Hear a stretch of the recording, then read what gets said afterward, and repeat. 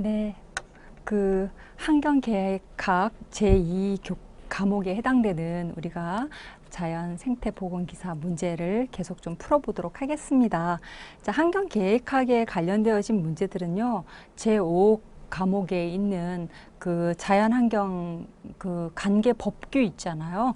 법규하고 환경계획학하고는 조금 이렇게 비슷한 문제들이 좀 많이 있어요. 그 계획을 하려고 그러면 어쨌든 간 법규를 알아야 하기 때문에 그렇습니다. 그래서 환경계획학 교과목하고 법규 교과목은 서로 이제 그 맥을 같이 하면서 공부하는 것도 나쁘지 않아요. 좋습니다. 오히려 권해드리고 싶어요. 예. 그래서 이제 그 환경계획학이 두 번째 이 과목으로 되어 있고 21번 문제부터 이제 문제가 이어져서 또 20문제가 쭉 되는 거예요.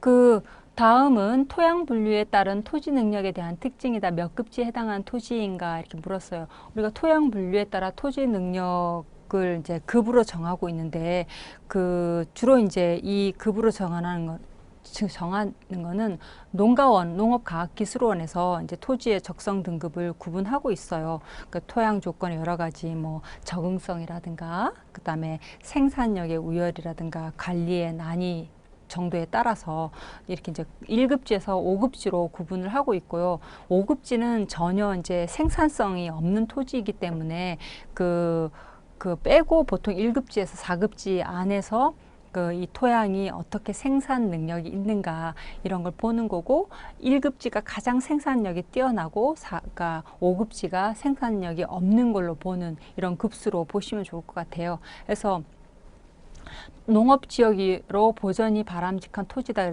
그러니까 이제 1급지에서 5급지 사이에 어떤 거라는 걸 알 수 있고 교통이 편리하고 인구가 집중되어 있는 지역이고 집약적 토지 이용이 이루어진다. 그러니까는 상당히 그 생산성이 있는 토지인 거죠. 그러니까 생산성이 있는 토지는요, 가장 생산성이 높은 토지는 1급지 아니면 2급지예요. 그러니까 요 두 번째까지만 읽어봐도 지금 이 문제는 토양 분류에서 보면 그 1급지 혹은 2급지를 묻는 질문이겠구나 하는 게 벌써 여러분들에게 이렇게 딱 감이 와야 돼요. 또 도시 근교에서는 과수, 채소 및 꽃재배, 농촌 지역에서는 답작이 중심이고 전작지는 경제성 작물 재배 등 절대 농업지대다 이렇게 되어 있어요. 절대 농업지대다. 답작이 중심이라고 되어 있고요. 예. 그래서 힌트는 이제 이런 것들이 거의 다 중거예요. 그래서 이게 1급지냐 2급지냐 했을 때 1급지는 굉장히 이제 1, 2급지가 밭으로 생산 능력이 굉장히 높은 거고 그 다음에 그 집약적 경영이 그 굉장히 용이한 거고 집약적인 토지 이용이 이루어진다. 아주 용이하다는 것이 아니라 이게 농업지역으로 보전이 바람직한 토지면서 교통이 편리하고 인구가 집중되어 있고 도시 근교이기 때문에 1급지에 해당되지는 않는 거죠. 그래서 이거는 이제 2급지를 이제 설명하는 거라고 할 수가 있겠습니다. 그래서 그렇게 약간 1급지하고 2급지가 약간 구분이 혼돈이 될 수 있지만 그러니까 뭐 토양 뭐 조건이라든가 그죠? 토양이 굉장히 양호하고 뭐 그다음에 그 조건이라든가 배수 능력이라든가 막 여러 가지 생산 능력이라든가 작물 재배 그 정도라든가 이런 걸 보면 1, 2급지가 거의 비슷한데 약간의 차이는 뭐냐면 2급지는 이렇게 이제 교통이 있고 인구가 집중되어 있고 도시 근교이고 이런 것들이 하나의 힌트가 되어서 여러분들이 2급지를 체크를 하시면 되겠습니다. 자. 쭉 설명을 좀 해놨으니까 한번 1급지, 2급지, 3급지, 4급지 이렇게 차이를 좀 이렇게 보시면 좋을 것 같고요. 네, 그 가수 및 상전 토양 적성 등급 기준에서 이제 또 하나 나눠놨으니까 또 하나 보시면 돼요. 앞서는 밭토양, 이제 뒤에 부분은 과수원 이런 것들을 나눠놓은 내용이라고 할 수 있겠습니다. 자, 다음 문제. 도시 생태공원 계획 시, 도시 생태공원. 도시 생태공원 계획 시 고려할 사항으로 가장 거리가 먼 것은 그랬습니다. 그래서 그 세부적인 환경을 고려하여 야생동물을 위한 환경을 조성한다. 맞죠? 식재시 식물들의 지역성보다는 수종의 다양성을 고려한다. 중요하죠. 수종의 다양성을 고려하는 거 중요한데 무엇보다 중요한 거는 그 지역성이 참 중요합니다. 지역성을 벗어난 어떤 도시국 생태공원을 계획한다라는 것은 조금 뭐 이렇게 맞지 않은 옷을 입는 거나 마찬가지예요. 그래서 지역성도 고려하고 수종의 다양성을 함께 고려하는 것이 좋겠습니다. 기존의 수림지나 초지, 수변 공간 등과 인접한 장소 선정하고 구역의 보호라든가 육성을 위해 이용 제한 등 필요에 따라 이런 것들이 필요하다 그런 얘기죠. 그래서 여기서는 좀 잘못된 설명은 2번이 답이 되겠습니다. 뭐 잘 읽어보시면 금세 찾아낼 수 있는 문제라고 할 수 있고요.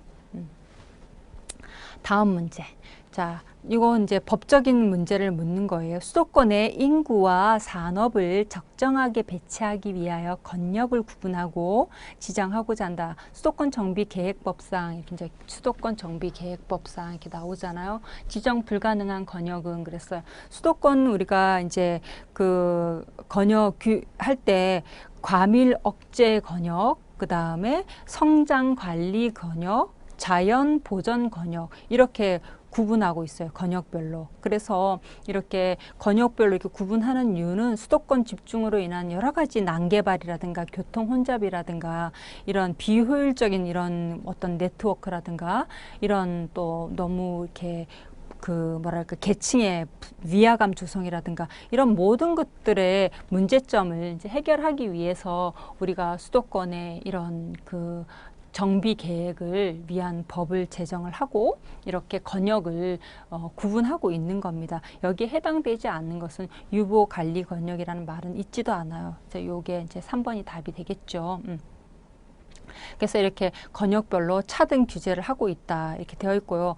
이제 수도정비계획법이라든가 수도권 정비계획의 행위를 제한하는 건 뭐가 있고 공간구조 정비가 무엇이 있는지 이런 것들도 수도권 시책에서 그 행위 제한은 어떤 건지 또 공간구조는 어떻게 조정이 되는지 이런 것들도 중요한 그 수도권 그 규제에 관련되어진 이 법제도 안에서 다루어지고 있습니다. 혹시 이런 것 나중에 문제 나오면 한 번 더 이야기를 해드릴게요. 예.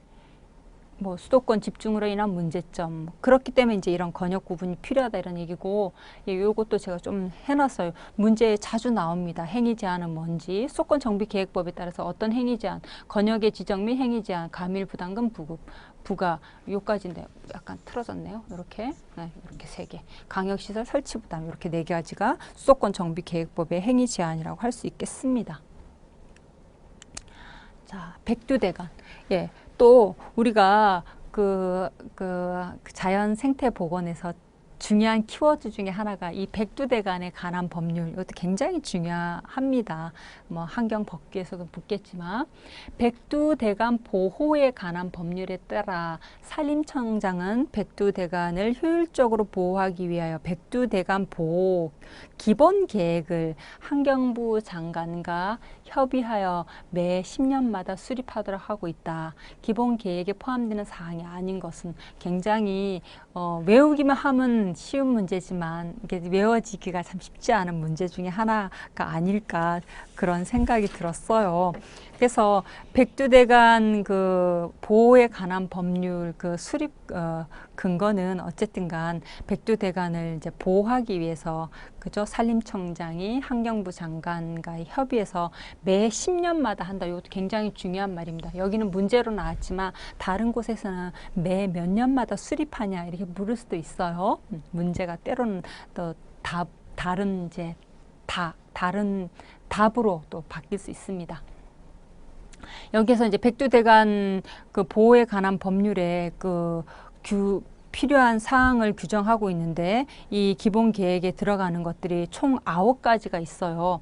그 중에 이제 몇 가지만 뽑아 놓은 거죠. 그래서 첫 번째는 백두대간의 그 현황 및 여건 변화에 대한 그 사항. 그죠? 백두대간 현황 및 여건 변화 전망에 관한 사항. 요거에 이제 계획에 포함되고요. 또 백두대간의 보호에 관한 기본 방향 이것도 포함되고 두 번째로 그다음에 백두대간 보호 지역에 거주하는 주민에 대한 지원에 관한 상황 이것도 들어 있어요.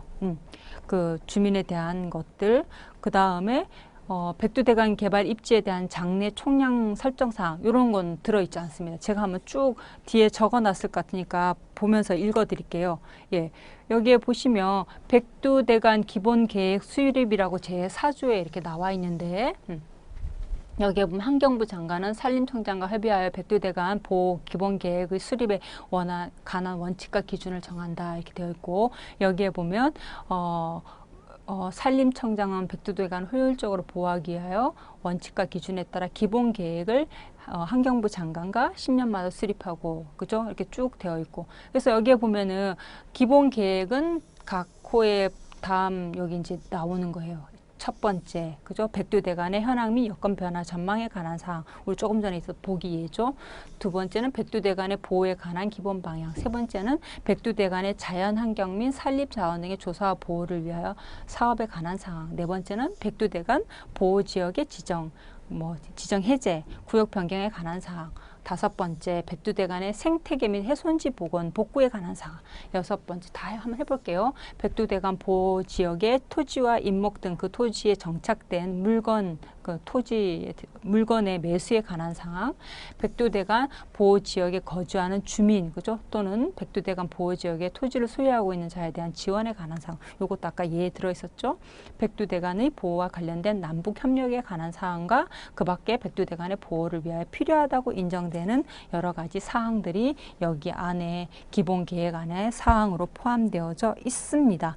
예, 그러니까 이 문제는 사실 백두대간 보호에 관한 법률 그죠? 그 안에 그죠? 기본 계획에 어떤 내용들이 포함되어 있는지를 자세하게 알지 않으면 조금 이제 혼돈이 올 수 있는 그죠? 답이 뭔지 약간 혼돈이 올 수 있는 거라고 할 수가 있겠습니다. 그렇게 이제 공부를 하시면 될 것 같고요. 다음 중 환경의 자유재에 대한 설명으로 틀린 것은 우리가 뭐 경제재와 자유재 두 가지로 나누고 있는데 경제재와 자유재 경제재와 자유재 이렇게 경제재는 어떤 대가를 지급해야만 얻을 수 있는 그죠? 그래서 이제 돈으로 우리가 살고 있는 세계에서 보는 거의 모든 재화는 뭐 석탄이든 석유든 이런 거죠. 경제재라고 할 수 있습니다. 그 다음에 이제 굉장히 자원이 한정되어 있고 그런 게 경제재고 자유재는 공기 같은 거예요. 근데 이제 공기, 물 이런 건데 요즘은 이제 자유재가 어떻게 보면은 이제 경제재로 많이 바뀌고 있는 것도 사실입니다. 예, 그동안 햇볕이라든가 뭐 공기라든가 이런 것들은 매우 풍부하기 때문에 우리가 자유재라고 이야기를 했는데 요즘은 이렇게 공기를 담아서 영국의 어느 농촌에 깨끗한 공기를 담아서 뭐 팔기도 하고 이러지 않습니까? 예, 자유재는 분리되지 않음.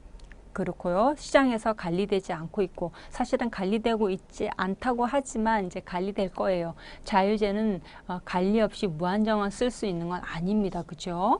재화의 창출에 아무도 자발적으로 공헌할 준비가 되어 있지 않다. 이렇게 되어 있지만 자유재도 서서히 경제재 어떤 상대성에 보면 조금씩 변하고 있지 않을까 이렇게 생각합니다.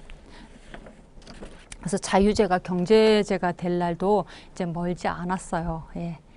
왜냐하면 이제 그만큼 뭐랄까 그 자유재 자유재 제가 설명하지 않아도 되겠죠. 예. 그런 특징 때문에 그렇습니다. 자, 넘어가 보고 오늘날 야기되는 대표적인 환경 문제가 아닌 것은 그랬습니다. 환경 문제 중에 뭐 가장 큰 환경 문제가 뭐예요? 온실가스잖아요. 온실가스.